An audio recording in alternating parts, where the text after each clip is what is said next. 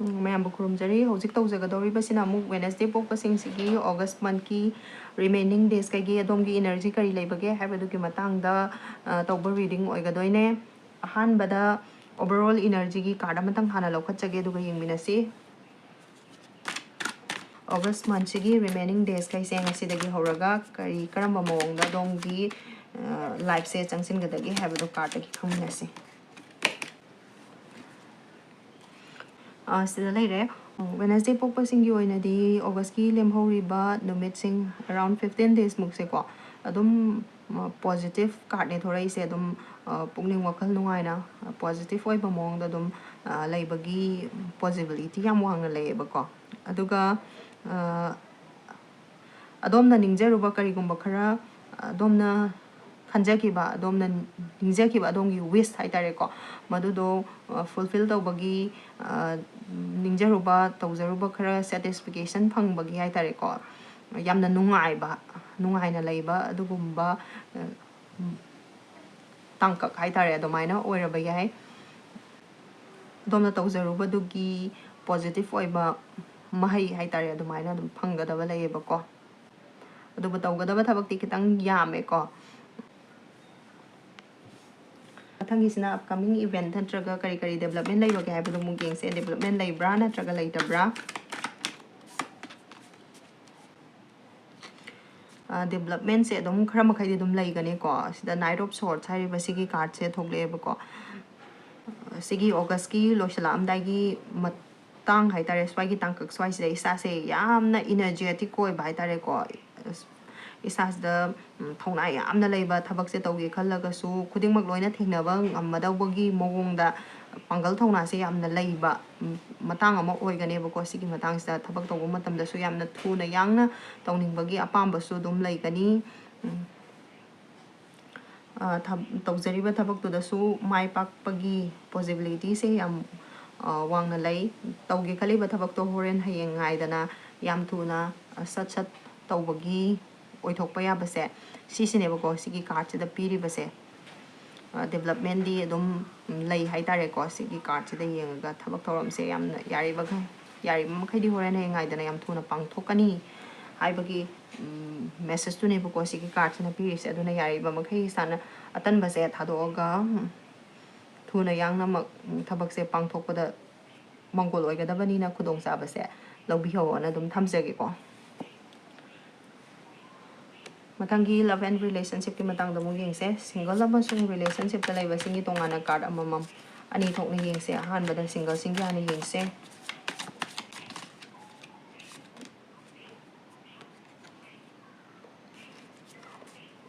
single singi oinadi adongi punsida anauba mi changakpagi possibility se yamna neme adom se hana nungsinungon gi lambi da atopa kanagumbaga chatminaramaga hojik no contact natraga kaina raga leikiba oiba taragadi adom se anauba lover ama natraga anauba partner ama adongi punsida changak haningbagi habidi lak haningbagi apamba je hoji adongi wakhal leitriba single sing se ko adom se hoji se wakhal se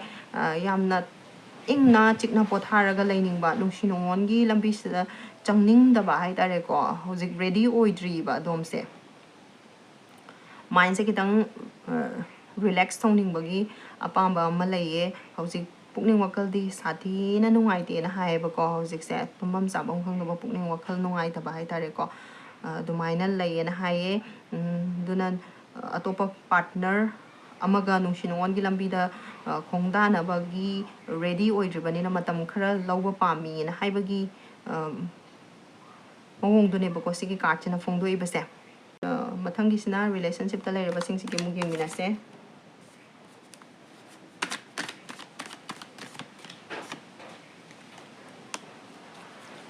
relationship ta leira basing di oinadi adom pukning wakal yamna ingna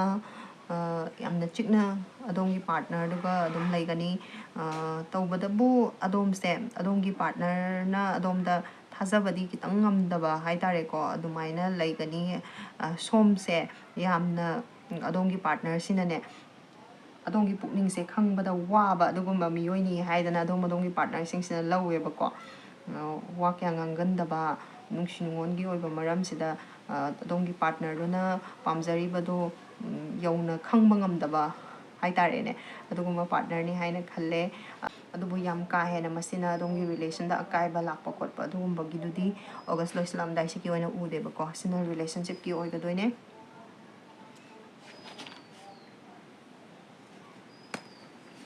ꯃꯊꯪꯒꯤ outcome card ꯑꯝꯇꯪ ꯂꯧꯈꯠꯆꯒꯦ ꯑꯗꯣꯝꯅ ꯀꯔꯤ ꯇꯧꯒꯅꯤ ꯅꯠꯇ꯭ꯔꯒ ꯀꯔꯤ ꯇꯧꯔꯣꯏ ꯍꯥꯏꯕꯁꯤꯒꯤ advice card ꯑꯣꯏꯅ ꯀꯥꯔꯗ ꯑꯃꯇꯪ ꯑꯃꯨꯛ ꯌꯦꯡꯃꯤꯟꯅꯁꯦ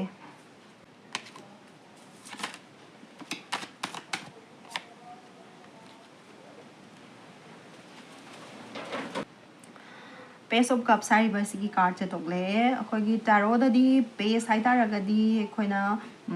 ꯆꯍꯤꯁꯦ ꯈꯤꯇꯪ ꯑꯩꯒꯤ ꯂꯩꯔꯤꯕ ꯃꯦꯟꯇꯦꯜ ꯑꯦꯖꯁꯤꯒ ꯑꯩꯅ ꯇꯧꯊꯣꯔꯛꯏꯕꯁꯤꯒ ꯀꯌꯥ ꯆꯥꯟꯅꯗꯕ ꯍꯥꯏꯇꯥꯔꯦꯀꯣ ꯆꯍꯤ 19ꯒꯤ ꯋꯤꯂꯣ ꯍꯥꯏꯇꯥꯔꯦ ꯁꯤꯅ ꯇꯧꯊꯣꯔꯛꯀꯗꯕ ꯃꯑꯣꯡꯒꯤ ꯊꯕꯛꯁꯦ ꯇꯧꯕ ꯁꯝꯅ ꯍꯥꯏꯔꯕꯗ ꯈꯤꯇꯪ ꯃꯆ꯭ꯌꯣꯔ ꯑꯣꯏꯕ ꯋꯥꯠꯄ ꯍꯥꯏꯇꯥꯔꯦꯀꯣ ꯊꯕꯛ ꯇꯧꯊꯣꯔꯛꯄꯗ ꯁꯤꯒꯨꯝꯕꯁꯤꯅꯦꯕꯀꯣ ꯑꯗꯨꯅ ꯊꯕꯛꯀꯨꯝꯕ ꯇꯧꯕ ꯃꯇꯝꯗ ꯈꯤꯇꯪ ꯄꯨꯛꯅꯤꯡ ꯋꯥꯈꯜꯁꯦ ꯃꯔꯨꯑꯣꯏꯅ ꯏꯃꯣꯁꯟꯁꯀ ꯃꯔꯤ ꯂꯩꯅꯕ ꯃꯇꯥꯡ ꯍꯥꯏꯇꯥꯔꯦꯀꯣ ꯏꯃꯣꯁꯟꯁ ꯔꯤꯂꯦꯇꯦꯠ ꯑꯣꯏꯕ ꯊꯕꯛ ꯁꯨꯝ ꯇꯧꯔꯛꯄ ꯃꯇꯝꯗꯗꯤ ꯑꯗꯣꯝꯒꯤ ꯊꯕꯛꯇꯣ ꯇꯧꯗ꯭ꯔꯤꯉꯩ ꯃꯃꯥꯡꯗ ꯐꯖꯅ ꯀꯨꯞꯅ ꯈꯟꯊꯕ ꯑꯃ ꯆꯪꯉꯦꯕꯀꯣ ꯑꯗꯣꯝꯒꯤ ꯏꯃꯣꯁꯟꯁꯇꯨꯅ ꯍꯦꯟꯅ ꯊꯨꯝꯍꯠꯂꯒ ꯑꯗꯨꯅ ꯍꯦꯟꯅ ꯉꯝꯍꯜꯂꯒ ꯏꯃꯣꯁꯟꯗꯨꯒꯤ ꯃꯇꯨꯡ ꯏꯜꯂꯒ ꯑꯗꯨꯝ ꯆꯠꯈꯤ ꯇꯥꯔꯒꯗꯤ ꯈꯤꯇꯪ ꯑꯁꯣꯏꯕ ꯅꯠꯇ꯭ꯔꯒ ꯅꯨꯡꯉꯥꯏꯇꯕꯒꯨꯝꯕ ꯂꯥꯛꯄ ꯌꯥꯏꯑꯕ ꯇꯨꯡꯗ ꯑꯗꯨꯅ ꯏꯃꯣꯁꯟꯁꯦ ꯏꯁꯥꯅ ಖꯤꯇꯪ ꯀꯟꯇ꯭ꯔꯣꯜ ꯇꯧꯕ ꯑꯃ ꯆꯪꯉꯦ ꯑꯗꯨꯒ ꯊꯕꯛꯁꯦ ꯐꯖꯅ ꯄꯥꯡꯊꯣꯛꯄ ꯑꯃ ꯆꯪꯉꯦ ꯑꯗꯨꯅ ꯑꯗꯣꯝꯒꯤ ꯂꯥꯛꯀꯗꯕ ꯑꯣꯄꯣꯔꯆꯨꯅꯤꯇꯤꯁ ꯃꯌꯥꯝ ꯑꯃ ꯑꯗꯒꯤ ꯑꯗꯣꯝꯒꯤ ꯋꯥꯈꯜꯗ ꯂꯥꯛꯀꯗꯕ ꯑꯅꯧꯕ ꯑꯥꯏꯗꯤꯌꯥꯁ ꯃꯌꯥꯝ ꯑꯃ ꯅꯠꯇ꯭ꯔꯒ ꯅꯨꯡꯁꯤ ꯅꯨꯡꯉꯣꯟꯒꯤ ꯑꯣꯏꯕ ꯃꯇꯥꯡꯗ ꯑꯣꯏꯔꯁꯨ ꯅ꯭ꯌꯨ ꯂꯚ ꯑꯦꯇ꯭ꯔꯦꯛ ꯇꯧꯔꯛꯀꯗꯕ ꯂꯩꯔꯒꯁꯨꯀꯣ ꯑꯗꯨꯗꯨꯅ ꯈꯤꯇꯪ ꯈꯨꯗꯣꯡꯆꯥꯗꯕ ꯃꯥꯌꯣꯛꯅꯍꯟꯕ ꯌꯥꯏꯑꯕ ꯑꯗꯨꯅ ꯌꯥꯔꯤꯈꯩ ꯑꯗꯣꯝꯅ ꯑꯗꯣꯝꯒꯤ ꯏꯃꯣꯁꯟꯁꯦ ꯈꯤꯇꯪ ꯀꯟꯇ꯭ꯔꯣꯜ ꯇꯧꯔ ꯆꯠꯄꯤꯌꯨ ꯂꯣꯏꯁꯤꯜꯂꯛꯄꯁꯤꯗ ꯑꯣꯔꯦꯀꯜꯗꯒꯤ ꯀꯔꯤ ꯃꯦꯁꯦꯖ ꯐꯪꯕꯒꯦ ꯍꯥꯏꯕꯗꯣ ꯀꯥꯔꯗ ꯑꯃꯇꯪ ꯂꯧꯈꯠꯂꯒ ꯌꯦꯡꯃꯤꯟꯅꯁꯦ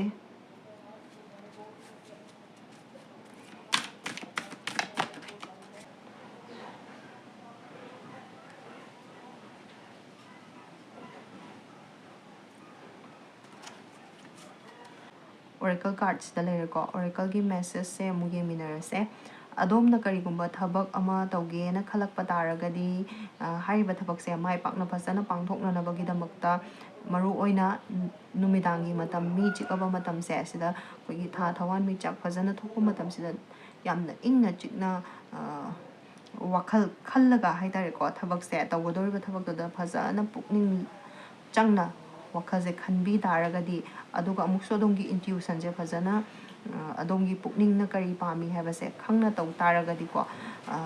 ꯑꯗꯣꯝꯒꯤ ꯊꯕꯛꯁꯦ ꯁꯣꯏꯗꯅ ꯃꯥꯏ ꯄꯥꯛꯄ ꯉꯝꯒꯅꯤ ꯑꯗꯨꯒ ꯑꯗꯣꯝ ꯏꯁꯥꯅ ꯍꯥꯏꯇꯥꯔꯦꯀꯣ ꯇꯥꯟꯖꯥꯗꯨꯗ ꯑꯗꯣꯝ ꯏꯁꯥꯅ ꯍꯧꯖꯤꯛ ꯂꯩꯔꯤꯕ ꯑꯗꯣꯝ ꯏꯁꯥꯒꯤ ꯐꯤꯕꯝ ꯑꯗꯣꯝ ꯏꯁꯥꯒꯤ ꯁꯤꯆꯨꯋꯦꯁꯟꯁꯦ ꯐꯖꯅ ꯈꯪꯅ ꯆꯠꯂꯨ ꯍꯥꯏꯗꯅ ꯁꯤꯒꯤ ꯑꯣꯔꯦꯀꯜꯒꯤ ꯀꯥꯔꯠꯁꯦ ꯁꯤꯁꯤꯅ ꯐꯣꯡꯗꯣꯛꯏꯕꯀꯣ ꯁꯤꯁꯤꯅ ꯋꯦꯅꯁꯗꯦ ꯄꯣꯛꯄꯁꯤꯡꯁꯤꯒꯤ ꯑꯣꯒꯁ ꯃꯟꯊꯀꯤ ꯔꯤꯃꯦꯅꯤꯡ ꯗꯦꯖꯈꯩꯒꯤ ꯔꯤꯗꯤꯡ ꯑꯣꯏꯒꯗꯧꯅꯦ ꯀꯗꯥꯏ ꯐꯥꯎꯕ ꯆꯥꯅꯩ ꯆꯥꯟꯅꯗꯦ ꯍꯥꯏꯕꯗꯣ ꯀꯣꯃꯦꯟꯇ ꯏꯕꯤꯔꯛꯑꯣ ꯉꯁꯤꯒꯤ ꯑꯣꯏꯅꯗꯤ ꯃꯇꯥꯡꯁꯤꯗ ꯂꯣꯏꯁꯤꯟꯖꯔꯒꯦ ꯃꯌꯥꯝꯕꯨ ꯑꯃꯨꯛ ꯍꯟꯅ ꯈꯨꯔꯨꯝꯖꯔꯤ ꯃꯌꯥꯝꯕꯨ ꯈꯨꯔꯨꯝꯖꯔꯤ ꯍꯧꯖꯤꯛ ꯇꯧꯖꯒꯗꯧꯔꯤꯕꯁꯤꯅ ꯑꯃꯨꯛ ꯊꯔꯁꯗꯦ ꯄꯣꯛꯄꯁꯤꯡꯒꯤ ꯑꯣꯒꯁ ꯃꯟꯊꯀꯤ ꯂꯦꯝꯍꯧꯔꯤꯕ ꯅꯨꯃꯤꯠꯁꯤꯡꯁꯤꯗ ꯀꯔꯤ ꯑꯗꯣꯝꯒꯤ ꯏꯅꯔꯖꯤ ꯂꯩꯕꯒꯦ ꯍꯥꯏꯕꯗꯨꯒꯤ ꯃꯇꯥꯡꯗ ꯇꯧꯕ ꯔꯤꯗꯤꯡ ꯑꯣꯏꯒꯗꯣꯏꯅꯦ ꯄꯨꯟꯅ ꯌꯦꯡꯃꯤꯟꯅꯁꯦ ꯑꯍꯥꯟꯕꯗ ꯑꯣꯚꯔꯑꯣꯜ ꯏꯅꯔꯖꯤ ꯍꯥꯟꯅ ꯌꯦꯡꯁꯦ ꯑꯗꯣꯝꯒꯤ ꯂꯦꯝꯍꯧꯔꯤꯕ ꯑꯣꯒꯁꯀꯤ ꯅꯨꯃꯤꯠ ꯈꯔꯅꯤꯁꯦ ꯀꯔꯝꯕ ꯃꯑꯣꯡꯗ ꯆꯪꯁꯤꯟꯕ ꯌꯥꯏ ꯀꯔꯤ ꯑꯣꯏꯔꯛꯄ ꯌꯥꯏ ꯍꯥꯏꯕꯗꯣ ꯀꯥꯔꯗ ꯑꯃꯇꯪ ꯂꯧꯈꯠꯆꯒꯦ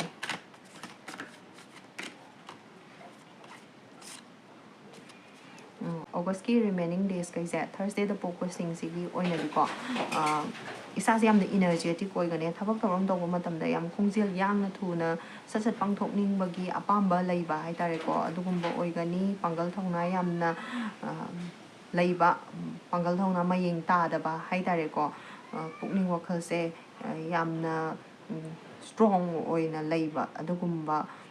ꯇꯥꯡꯀꯛ ꯑꯃ ꯃꯇꯝ ꯍꯥꯏꯇꯥꯔꯦ ꯑꯗꯨꯒꯨꯝꯕ ꯑꯃ ꯑꯣꯏꯒꯅꯦꯅ ꯍꯥꯏꯌꯦꯕꯀꯣ ꯃꯊꯪꯁꯤꯗ ꯑꯃꯨꯛ ꯀꯔꯤ ꯀꯔꯤ ꯊꯣꯛꯂꯛꯄ ꯌꯥꯏ ꯀꯔꯤ ꯀꯔꯤ ꯑꯣꯏꯔꯛꯄ ꯌꯥꯏ ꯌꯥꯝꯅ main oiba upcoming event ko kari kari development gumba laibage habadu mu yengse kari kari tawka tawrangsing lakadaba laibra habadu mu khangminase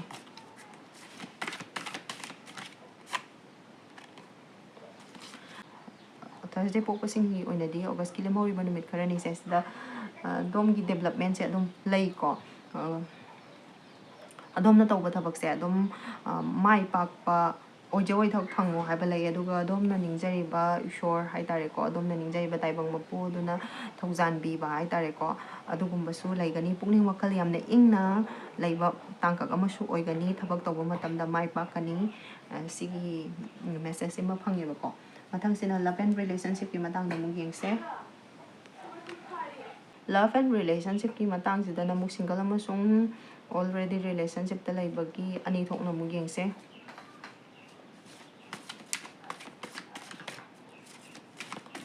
Bada single singi ani yengse single singi oina di adongi punsida anauba mi ama changak pa yabagi possibility yam chawna lay hariba matam sida adongi pukning wakhal se yamna harau ta yamba haibadi August ki lemhori ba numit kharani se single singi oina di pukning wakhal yamna harau ba yamna nungai ba isa se nungai thokpa yamna heiba hai tare ko wakhal yamna nungai na laiba dugumba tangkak ama oiraba yaeba ko relationship ta laiba singsigi mu gengina se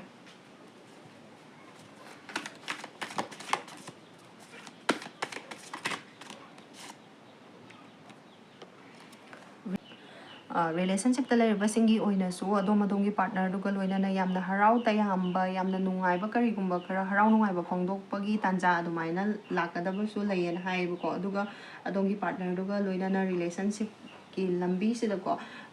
fazana chawkhat minaba nungai minaba hai tare ko adongi relation do hena growth laiba adugumba relation adumaina oigane na haiba ko mathangi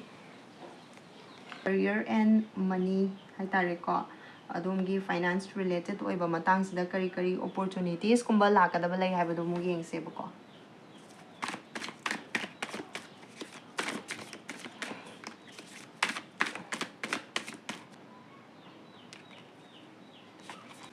career amasung finance ka mari lainaba matangdadi adum yamna phagani ko adomgi career su yamna phai aduga finance ki matang yengba matamdasu adomda tanjaruba khara khajiktamak tanjaraga su khara do phajana adum tungjinba tasanjaba ngamba hai tare ko adugumba tangkak ama adumaina oigani thabaki matangda loinariba khangna chanaba singna yamna respect tawbiba hai tare ko adugumba tangkak ama su oigani isana isasu self control amagi makhada isa se yamna pukning wakhal se thabak thoram tawbada yamna nungaina thabak se pangthokpa adugumba su oigani na haiba ko mathangda mu outcome card amatang amu yengminase adomna kari tawgani natraga kari tawroi haibadugi matangda khangminase card tagi kari message pirakpage haibadu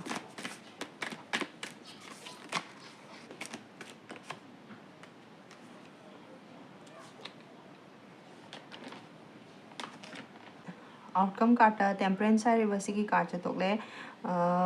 adom isana ne thabak tawba matamda ne phajana balance tawraga chatpiyo hai ko adongi partner ga adongi family members singa gi marakta orga so habadi ima ipa laidana ko sigumba gi marakta orga so adongi family ga adongi thabak inkhang ga mari lainaba matang orga so kari gumba posak ani gi marakta adomna fajana balance tawraga chatnanaba dum hotna biyo hai ko yaring khai sumaina adomna balance tawraga chatliba makhai adongi pukning wakhalda hena tangdu laitaba ingba santi oiba haibase sise laigane ba tang taba hai tare ko sugumba se oirakani hai aduna yariba makhai thabak tawba matamda thabak ani gi marakta natraga dongi family ga adongi thabak gi marakta adongi family ga adongi friends singa gi marakta orgasu karigumba pochak ani gi marakta fajana balance tawba ngamdana ba hotna biyo maruoina adongi pukning wakhal ani hai tare ko si su fajana balance tawraga yariba makai chatpa ngamdana ba hotna biyo si balance tawraba matamda da adom se yamna ingna tangdu laitana leiba haibado oigani na haiba ko aroiba oina oracle card amatang lokhatchage duga oracle dagi kari message pangbugi haibado mu yeminase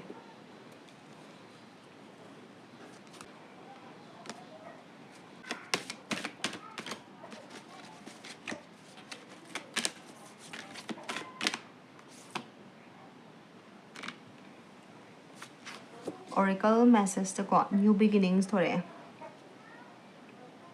card sida lere ko Oracle dagi kari message pangbagi habdo mo yengminase kanagumba si yengbiriba viewer singi maraktagi matam kayagi mamangdagi